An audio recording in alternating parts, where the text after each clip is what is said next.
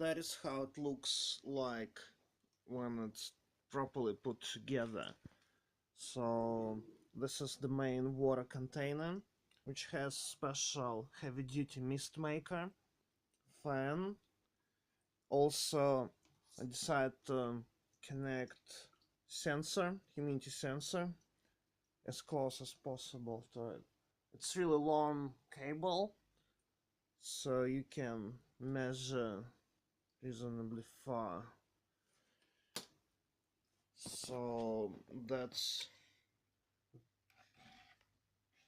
the power adapter we're using, because it's a standalone device, and as you can see, usage is extremely low. So on standby is 2.3. When device is engaged, it will be about 16 outside.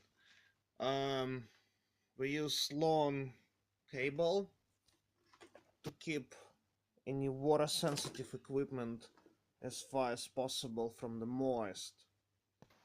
Okay, let's check.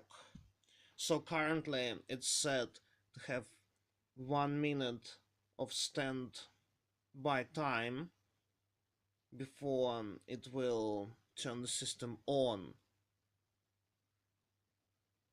Let's wait for it. Yeah, it's going. And the usage 16.7 watts, 0.8. Okay, so as you can see, very low and very efficient.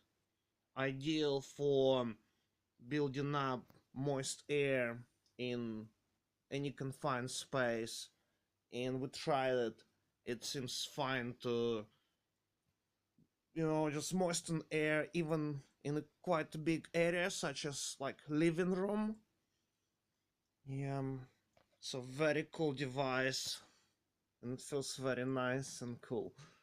Alright, thank you for watching. Bye bye.